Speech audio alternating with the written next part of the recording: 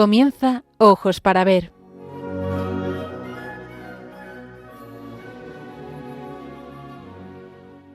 Hoy con la dirección de Alicia Pérez Tripiana.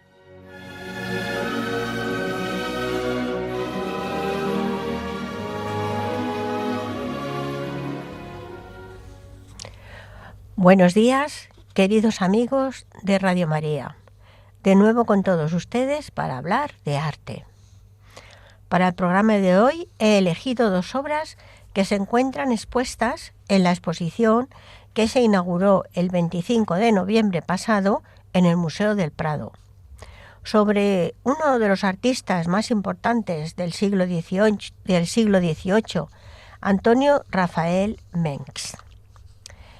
El Museo Nacional del Prado y la Fundación BBVA presentan una ambiciosa exposición dedicada a Antonio Rafael Mengs, figura clave en el nacimiento del neoclasicismo y uno de los artistas más influyentes del siglo XVIII. La muestra ofrece una revisión profunda de su obra, pensamiento y legado, en diálogo con los grandes maestros del pasado. La exposición reúne un total de 159 obras, de las cuales 64 son pinturas, 14 artes decorativas y 81 dibujos, grabados y estudios sobre papel, lo que permite explorar tanto su faceta como pintor de cámara y muralista, así como su dimensión intelectual y teórica. Las piezas proceden de 25 instituciones internacionales, 9 españolas y 10 colecciones particulares, lo que refleja el alcance europeo de su influencia y la riqueza de su legado. La exposición, organizada por el Museo Nacional del Prado con el patrocinio exclusivo de la Fundación BBVA, y comisariada por Andrés Úbeda de los Cobos, jefe de colección de pintura del siglo XVIII y Goya, y Javier Jordán de Urríes y de la Colina, conservador de pintura del siglo XVIII de Patrimonio Nacional. La exposición ofrece una visión completa de la figura de Mengs, como decíamos, de su obra, de su pensamiento artístico.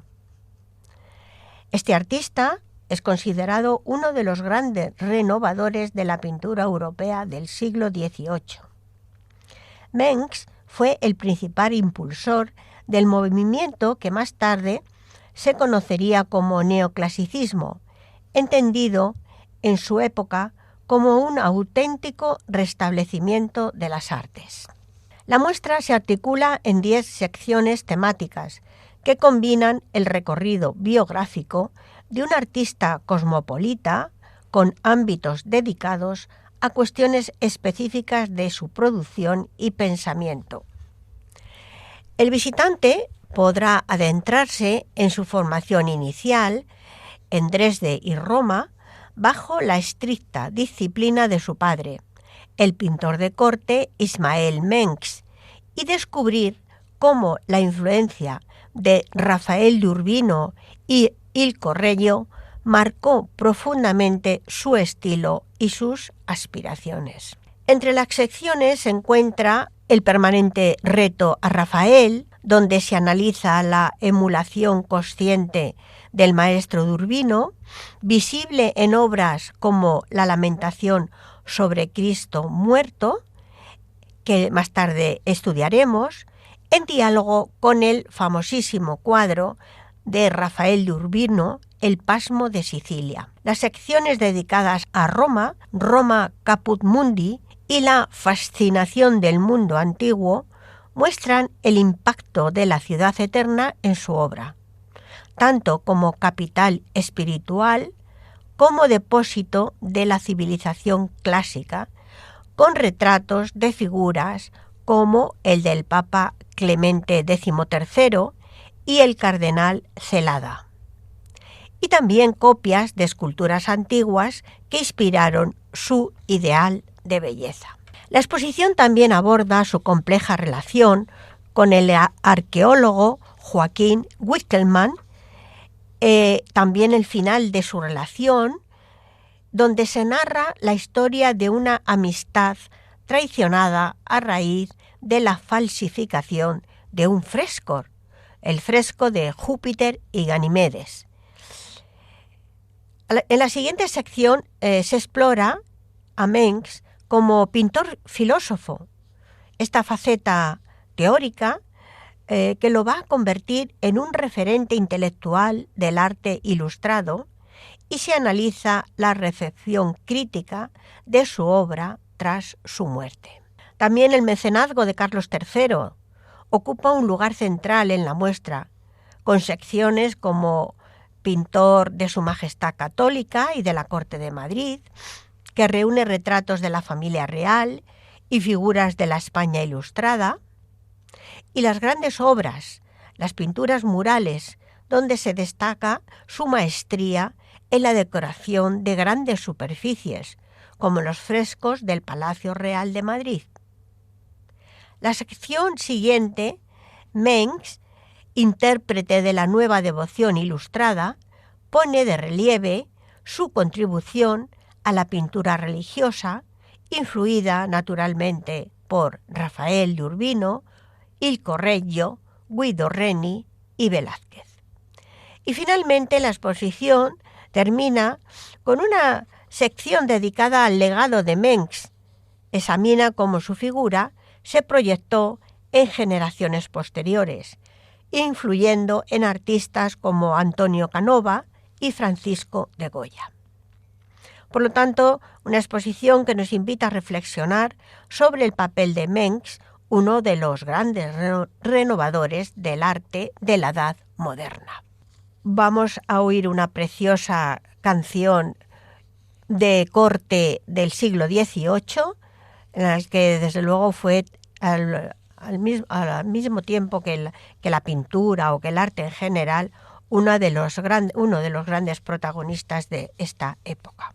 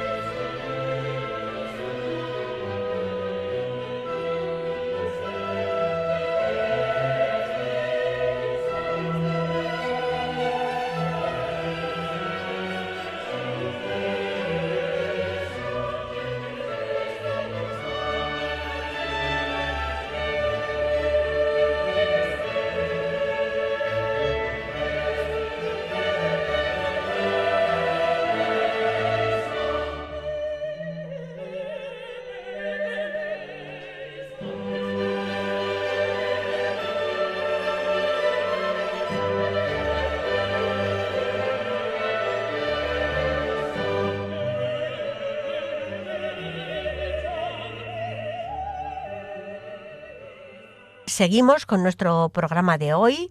En este momento estamos hablando de una de las exposiciones que hay en el Museo del Prado.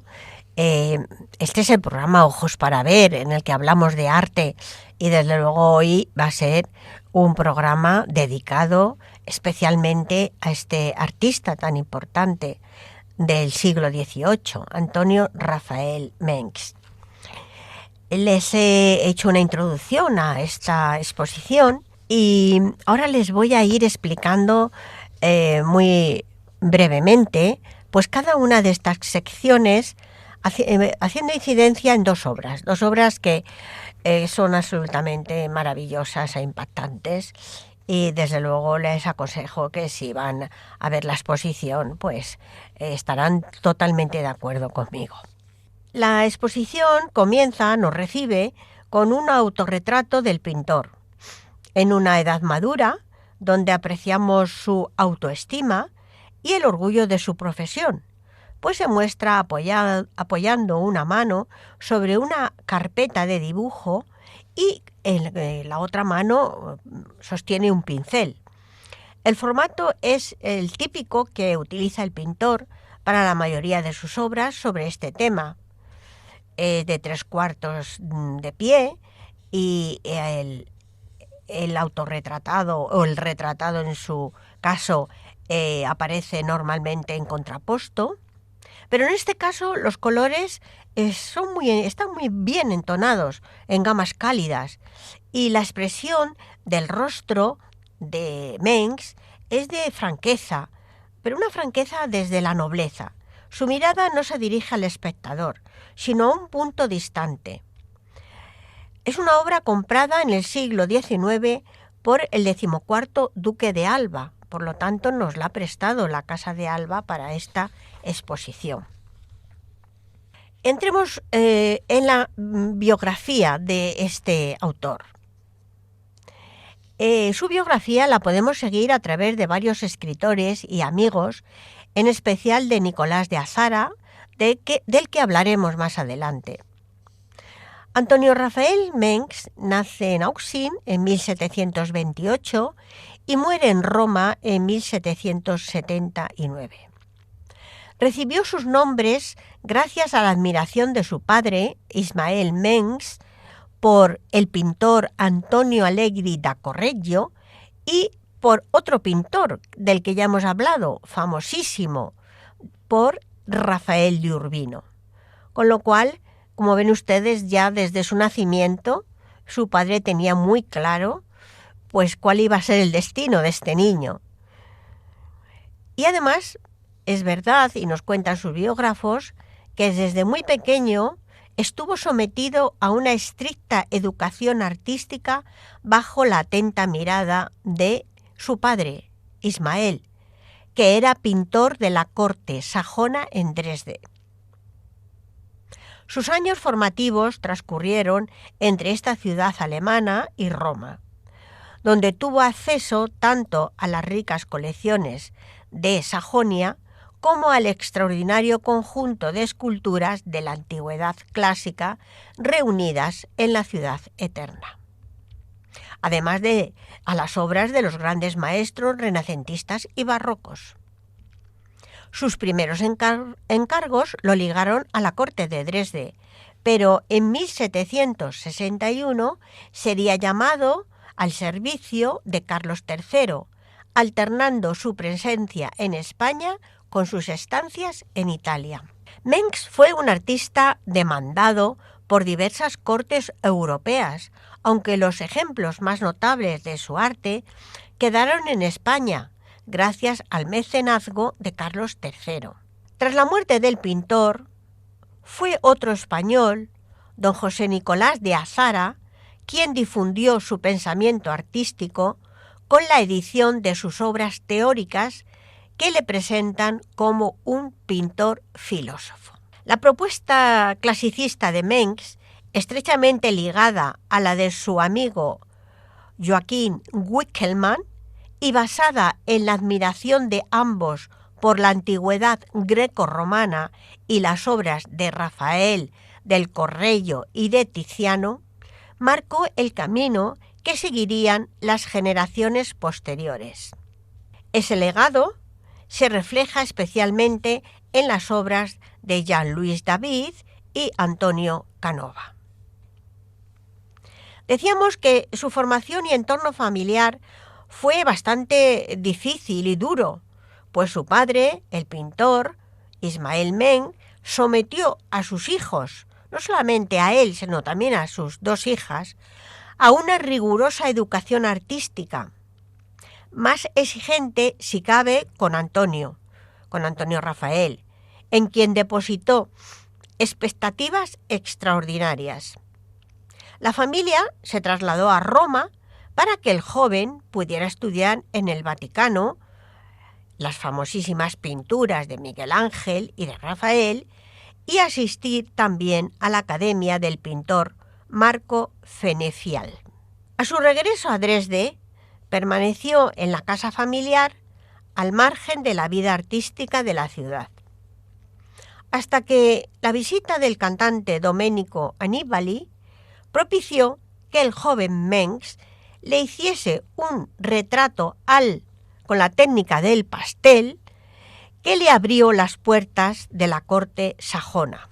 Obtuvo muy pronto el nombramiento de pintor de la corte en 1745, precisamente gracias a una serie de retratos con esa misma técnica, entre los que se incluían el de el rey de Polonia y el Lector de Sajonia, Augusto III.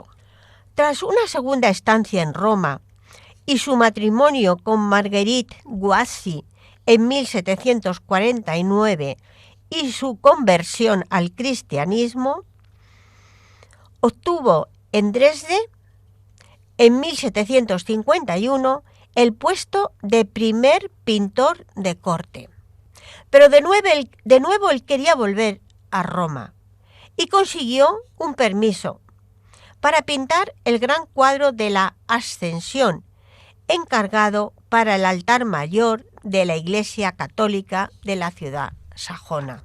El permanente reto de Mengs ante el gran Rafael de Urbino en este segundo viaje a Roma y su implicación con el arte clásico se hizo más evidente, cada vez más evidente, el mito de Rafael de Urbino, considerado el príncipe de los pintores, estaba plenamente vigente a mediados del siglo XVIII. No solo el maestro gozaba de un extraordinario prestigio, sino también toda su estela, comenzando por los Carracci, principalmente por Annibale, y siguiendo por Domenichino, Guido Reni, Andrea Sacchi, hasta llegar incluso a Carlos Maratti, el último gran artista que siguió su doctrina clasicista. Mengs, en alguna medida, se consideraba heredero de esa tradición. Además, su extraordinaria ambición le llevó a confrontar con Rafael en un ejercicio de emulación, es decir, obrando con la intención deliberada de imitar y superar sus pinturas, que en su época se llegó a considerar hasta irrespetuoso con la memoria del maestro. La mejor prueba de ello es su cuadro de La Lamentación sobre Cristo muerto, en la que, sobre una tabla de las mismas dimensiones que la del Pasmo de Sicilia de Rafael, aunque utilizando su propio lenguaje plástico, planteó una suerte de desafío al pintor de Urbino. Pasemos ahora a hablar de esa espléndida obra que podemos contemplar en la exposición. Llega el momento de decirles que estas dos obras de las que vamos a hablar están volcadas en Twitter Radio María o X Radio María. Así que pueden ustedes también verlas a través de la página web del museo. Hablemos entonces de la obra de La Lamentación sobre Cristo muerto. Una gran tabla, de 3 metros 10 por 2,26,50, es decir, una gran tabla, un gran cuadro en formato vertical, coronado por otro de dimensiones más reducidas, en formato horizontal, con la figura de el Padre Eterno. Estas tablas de la Lamentación sobre Cristo muerto y el Padre Eterno formaban parte del ciclo de cuadros de la Pasión de Cristo pintados por Antonio Rafael para la decoración del dormitorio de Carlos III en el Palacio Real de Madrid. Habitación redecorada en 1828 por Fernando VII y que en la actualidad recibe el nombre de Sala de Carlos III. Esta serie de obras sobre la Pasión de Cristo se completaba con 4 lienzos pintados para las sobrepuertas, que también los podemos ver en la exposición. En la pared sur colgaban la oración en el huerto y la flagelación de Cristo. En la del norte, la caída de Cristo con la cruz a cuestas camino del Calvario y el Noli me tangere, situándose entre esos 2 últimos lienzos las 2 tablas, el Padre Eterno sobre la tabla de la Lamentación. De modo que el monarca podía contemplar correctamente el ciclo de la Pasión desde la cama, cuyo cabecero estaba emplazado en la pared este del dormitorio. La tabla de la Lamentación, mal conocida como el descendimiento de la cruz, está presidida por el cuerpo semidesnudo de Cristo yacente, sostenido por San Juan, con María Magdalena arrodillada a sus pies, y también llorosa pero erguida e implorando a lo alto la figura de la Virgen María. En la penumbra se distinguen otros santos varones y mujeres. En primer término, en el suelo se sitúan las reliquias de la Pasión, la tablilla del INRI, corona de espinas, clavos, martillos, tenazas, y en el ángulo superior izquierdo queda iluminado el Gólgota con las 3 cruces. Sobre esta pintura también, con un marco a modo de muy especial de coronación, estaba la tabla de el Padre Eterno, del mismo ancho, pero apaisada, en la que aparecía Dios Padre y el Espíritu Santo en gloria, flanqueados por ángeles mancebos, uno a cada lado. La tabla de la Lamentación fue llamada el cuadro de la filosofía por don José Nicolás de Azara, amigo y biógrafo del pintor, y también fue muy ponderada por el ilustrado Jovellanos. En carta a Manuel Ballou decía, hablando de esta obra: en el sublime cuadro del descendimiento expresó con la mayor delicadeza el pintor las llagas, las heridas y el tormento del Salvador, de una manera que encanta al mismo tiempo que conmueve. Por su parte, otro de los panegiristas del pintor filósofo, el genovés Carlo Giuseppe Ratti, señala que Mengs pintó esta tabla como compañera del Pasmo de Sicilia.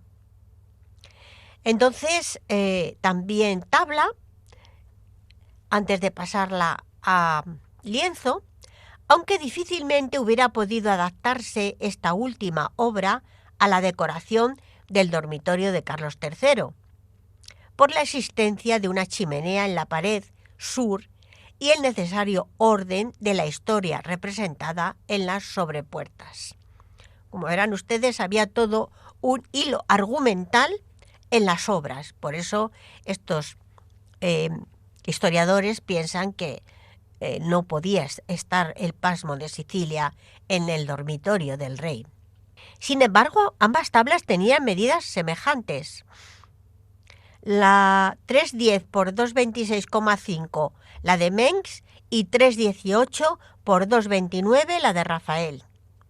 Y parece que el primero quiso emular en esta obra al segundo, en la composición y sobre todo en la expresión de los afectos. Por la documentación conservada en el Archivo General de Palacio, se desprende que Mengs pintó las dos tablas de las que hemos hablado una vez concluido los lienzos de las 4 sobrepuertas. En carta a Miguel de Muguiz, de abril de 1768, el primer pintor de cámara avanza su propósito para los 2 cuadros restantes, diciendo así: también, habiendo determinado pintar las más obras que haré para su majestad en tablas, necesito algunos caballetes y otros instrumentos para poderlos manejar, particularmente siendo tablas tan grandes.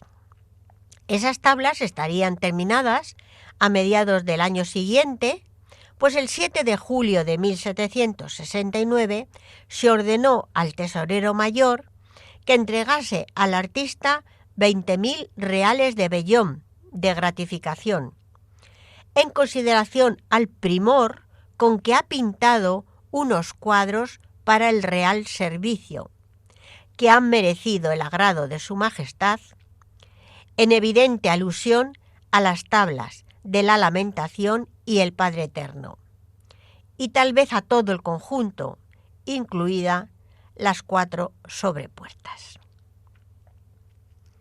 Pero fíjense, en ese dormitorio de Carlos III, junto al ciclo de la Pasión, fueron acomodados otros cuadros de Mengs, un pequeño cobre, es decir, pintado sobre cobre, de San Juan Bautista, una tablita también apaisada y de semejante tamaño de Santa María Magdalena, ambos pertenecientes en la actualidad al duque de Wellington, un lienzo de San Antonio de Padua, conservado en la Astley House de Londres, y una Inmaculada Concepción en tabla ovalada de madera de caoba, que asimismo salió de las colecciones reales españolas durante la Guerra de la Independencia y fue recuperada por Patrimonio Nacional en el 2007. Ambas tablas permanecieron en el Palacio Real de Madrid hasta que la del Padre Eterno fue depositada en el siglo XIX en la Academia de San Fernando, y en 1924 las 2 obras se cedieron para ser colocadas en el altar mayor de la capilla del Palacio Real de Pedralbes en Barcelona. No fue hasta el 2006 cuando fueron depositadas en el Museo Nacional de Arte de Cataluña, y en el 2015 las tablas han sido restituidas al Palacio Real de Madrid. Otros momentos de esta maravillosa música de corte y enseguida continuamos con nuestra exposición sobre Antonio Rafael Mengs.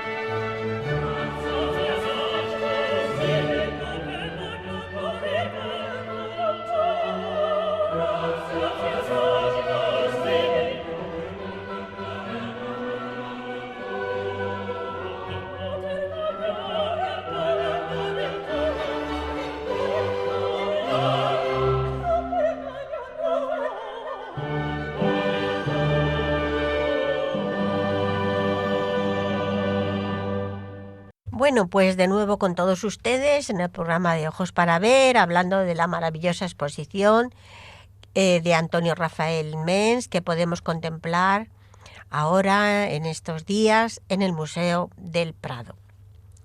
Pero prosigamos con nuestro relato con la sección de Roma Caput Mundi, Roma como cabeza del mundo o capital del mundo, texto que surge en la República Romana como capital gobernadora del mundo. Los tres estímulos que le ofreció la ciudad de Roma y sus posteriores estancias a nuestro pintor fueron determinantes en la definición de su práctica pictórica y de sus propuestas teóricas. El primero fue el contacto directo con las ruinas clásicas y con obras relevantes de sus más admirados pintores, preferentemente, como ya hemos dicho, Rafael y Aníbal Carracci. El segundo fue la presencia de magníficos clientes, a la cabeza de los cuales se colocó el propio Papa y los viajeros británicos del Grand Tour. El tercero sería la llegada en 1755 del arqueólogo alemán Joachim Winckelmann, con el que inició una fructífera y sincera amistad, que le abrió los ojos a un concepto de belleza que solo se podía encontrar en la estatuaria antigua. Mengs construyó su carrera a partir de estos factores, provocando un cambio drástico en el devenir del arte de la pintura, inconcebible sin tener presente su poderosa personalidad artística. Joachim Winckelmann era un arqueólogo e historiador del arte alemán, considerado el pionero de la arqueología moderna y del gusto neoclásico. Su cargo como bibliotecario y conservador de las colecciones de antigüedades griegas y romanas del Vaticano, así como sus numerosos viajes a Pompeya, Herculano y Nápoles, le permitieron profundizar en el conocimiento del arte greco-romano. Estudios principales de este autor están compendiados en su importante Historia del arte en la antigüedad, obra que teorizó sobre los fundamentos estéticos del arte greco-latino y que ejercería una notable influencia en Lessing y Goethe. Es autor también de reflexiones sobre la imitación de los griegos en la escultura y la pintura. También escribió monumentos antiguos, inéditos, explicados e ilustrados, 2 volúmenes que publicó en 1767. Por lo tanto, entendemos muy bien cómo Roma se convirtió en la fascinación del mundo antiguo para artistas, para poetas, para viajeros, eruditos de todo tipo del siglo XVIII. La propuesta teórica de Antonio Rafael y Winckelmann, que ambos comenzaron a desarrollar a partir de 1755, partía del conocimiento de la superioridad artística del arte clásico griego. Ante la ausencia de pinturas de esa época, fijaron su atención en las esculturas, preferentemente de hombres en edad adulta, de donde dedujeron un impreciso concepto de belleza ideal, que Mengs trató de plasmar en sus lienzos. Con ello, este artista dio inicio a uno de los periodos más apasionantes de la historia de la pintura, de una extraordinaria trascendencia posterior. El proceso creativo propugnado por Mengs comenzaba por el dibujo, bien del natural o de las estatuas clásicas, convertido en un elemento insustituible en la pedagogía artística. Las esculturas antiguas proporcionaban el canon de perfección formal y un inagotable catálogo de sentimientos, como la pasión o el dolor, y de las características físicas, como la belleza, que Mengs incorporó a su pintura como representaciones canónicas sancionadas por el incuestionable prestigio de la antigüedad. Pero, sorpresivamente, su relación con Winckelmann terminó. El fin de la amistad entre ambos es un oscuro pasaje en la biografía de ambos. Su detonante vino motivado por la aparición en 1760 de un falso fresco pretendidamente antiguo, que en realidad había sido pintado por Mengs con la intención aparente de perjudicar la reputación del arqueólogo, de su amigo.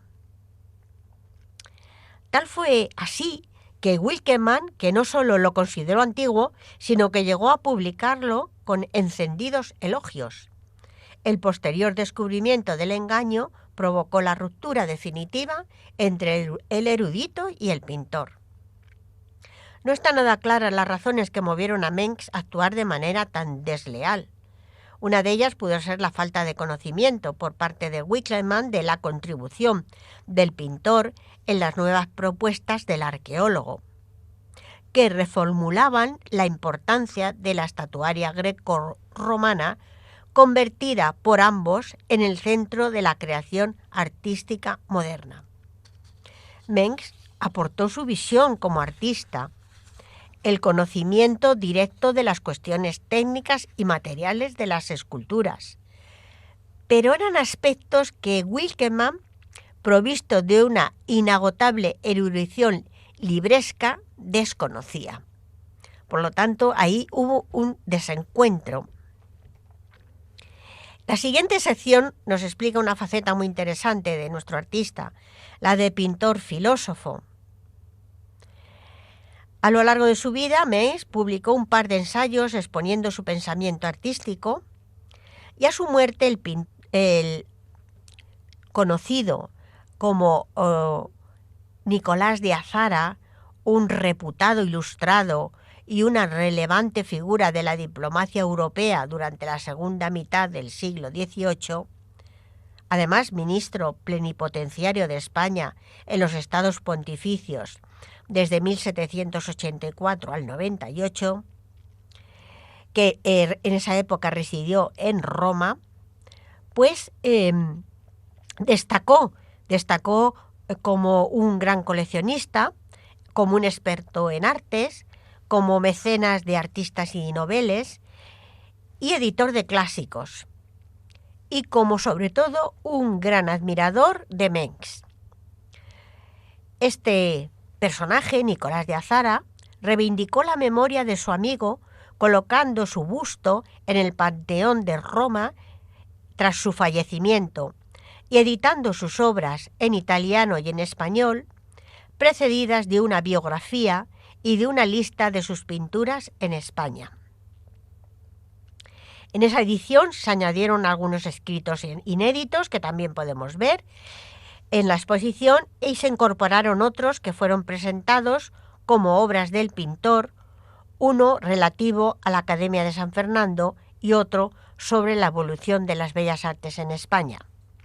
Esos textos eran en realidad de Azara, que se erigía como el intérprete del ideario artístico de Mengs. Pero pasemos ahora a otro capítulo muy importante, en la relación de Mengs con Su Majestad Católica Carlos III y la Corte de Madrid. Decíamos que Mengs fue llamado a España para formar parte de la decoración del Palacio Real Nuevo de Madrid.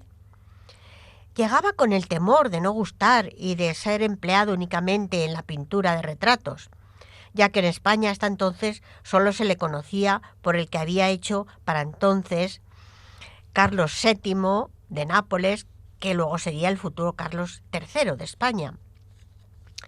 Concluida en Palacio sus primeras pinturas murales, empezó a retratar a los personajes reales tras unas primeras efigies enviadas a las cortes extranjeras, entre ellas la de Carlos III de cuerpo entero, requerida por el rey de Dinamarca. En paralelo a diversos personajes de la corte fueron retratados por Mengs, pues algún retrato soberbio, por ejemplo el de la manchega Isabel Parreño, esposa de don José Agustín de Llano, más conocido por el título que recibió después de Marquesa de Llano, presente también en la exposición. Respecto a la pintura mural que hizo Mengs en España, en la escala de valores artísticos establecidos por Mengs, el fresco ocupaba el lugar preeminente por encima de la pintura al óleo. El pintor pensaba que su extraordinaria resistencia y durabilidad le garantizarían una fama más perdurable. La técnica utilizada por Mengs privilegiaba la pintura al seco, es decir, la que se aplica cuando el mortero ha perdido su humedad, que fue ganando importancia a lo largo de su carrera. Prueba de ello es su bóveda del Teatro de Aranjuez, realizada completamente al temple. Paradójicamente, el método desarrollado por Mengs para que sus pinturas murales adoptaran el aspecto pulido y luminoso de sus óleos resultó extremadamente frágil e inestable. Por esta razón, muchas de ellas se han deteriorado irreversiblemente. Mengs también desplegó su actividad como muralista, tanto en Roma como en los palacios reales, como hemos dicho, de Madrid y Aranjuez, pero fue en España donde logró depurar su sofisticada técnica y donde dejó sus pinturas más bellas. Después de pintar la bóveda de la iglesia romana de San Eusebio, Mengs inició el fresco del Parnaso, también en Roma. La distancia entre ambas pinturas murales es abismal, tanto en su concepción artística como en la técnica utilizada para su realización, y muestra el camino recorrido por su autor en tan corto espacio de tiempo. Tenemos una recreación en la exposición del Parnaso, que fue considerado como el manifiesto de las ideas defendidas por Mengs, que propugnaba un retorno a un concepto de belleza procedente del mundo griego. La disposición de las figuras en friso, en un mismo plano y formando grupos equilibrados, su aspecto clásico propio de la antigüedad y sus colores saturados y luminosos, característicos de la pintura al óleo, suponen la mejor muestra de las nuevas propuestas artísticas del pintor. Bueno, ya estamos dando fin a nuestro relato sobre esta exposición. Nos queda una parte muy importante, a Mengs como el intérprete de la nueva devoción ilustrada. Ya hemos visto la cantidad de obras que le encargó Carlos III para sus palacios del Palacio de Madrid, pero también para los reales sitios del Pardo, Aranjuez, de la Granja de San Ildefonso, San Lorenzo del Escorial. Tras la temprana muerte de la reina María Amalia de Sajonia, Carlos III se mantuvo viudo y tuvo como apoyo espiritual casi al final de sus días a su confesor, el franciscano Fray Joaquín de Eleta, que favorecería el establecimiento en Aranjuez del Real Convento de San Juan Pascual para los religiosos alcantarinos. Bien, las pinturas religiosas de Mengs tuvieron, como hemos visto, un gran protagonismo en el Palacio Real, en particular en las estancias destinadas al rey Carlos III, un rey, como ven ustedes, como han podido comprobar, muy piadoso. La Pasión de Cristo dominaba la decoración de su dormitorio, con las tablas de la Lamentación, y el Padre Eterno emulando a las de Rafael, con las de las sobrepuertas, etc.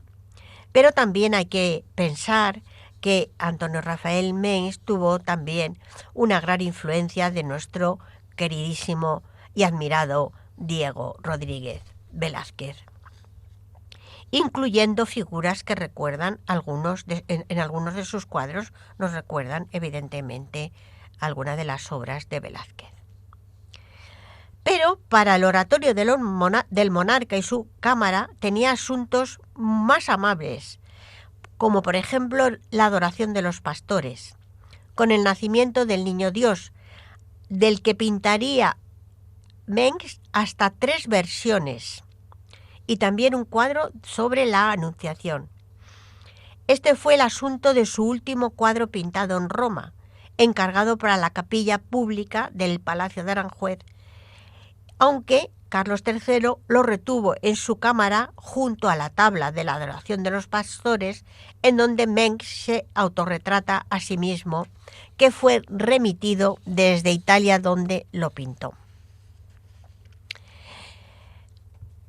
¿Cómo es este cuadro? Bueno, pues es una obra que tenemos en el Museo del Prado, que es absolutamente maravillosa, de la que, como decía, pintó 3 versiones del mismo cuadro por encargo de Carlos III. Esta obra de la que hablamos se conserva en el Museo del Prado y es la tercera de ellas, es la que pintó en Roma sobre tabla de roble y envió a Madrid. Con esta obra, el pintor pone de manifiesto su gusto por el mundo clásico, en el que las figuras del cuadro componen un espacio que apenas queda sugerido por la presencia de una columna. Temáticamente es una adoración con todos los elementos tradicionales. San José sentado de lado y adelantado sobre el grupo de la Virgen y el Niño, que centran la atención al colocar el punto de luz en el niño, iluminando a la Virgen, iluminando no solamente a la Virgen, porque el niño es la luz del mundo, ilumina como si fuera un foco de luz muy potente, ilumina a la Virgen, los rostros de los pastores y los ángeles de la parte superior de la obra. El dominio del dibujo y la perspectiva queda demostrado en esta obra, en el que los personajes son de lo más variados, demostrando el acierto del pintor a la hora de colocarlos, compensando los grupos de figuras con una precisión matemática que da como resultado una composición muy equilibrada. Los personajes de la parte inferior transmiten sosiego en sus posturas, en sus rostros, incluido el propio Mengs, que se autorretrató en la parte izquierda del cuadro, detrás de San José, y que contrasta con el movimiento escorzado de los ángeles en la parte superior de la obra. En la utilización del colorido retoma la estética renacentista, especialmente en la utilización de los rojos, los azules, los amarillos. La iluminación está claramente inspirada en la escuela veneciana, al igual que la iluminación con el Niño Jesús como foco y fuente de luz, generando interesantes juegos de luces y sombras que van introduciendo a los numerosos personajes representados por todo el cuadro.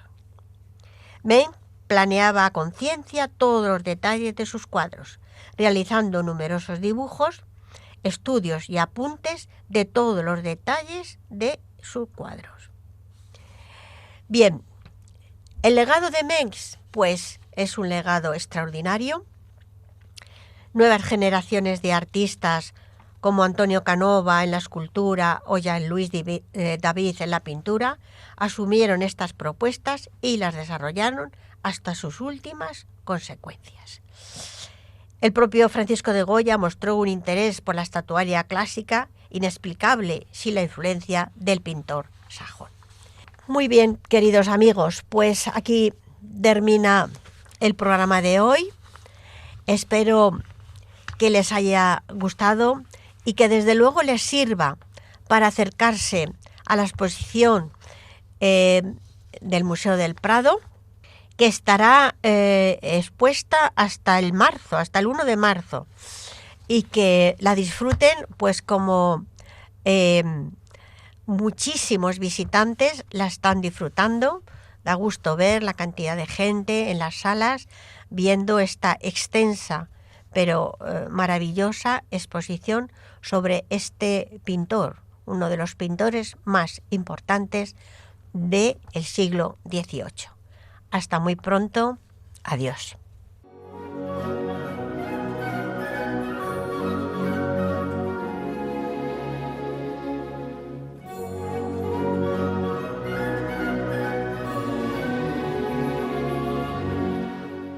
Así finaliza en Radio María, Ojos para Ver.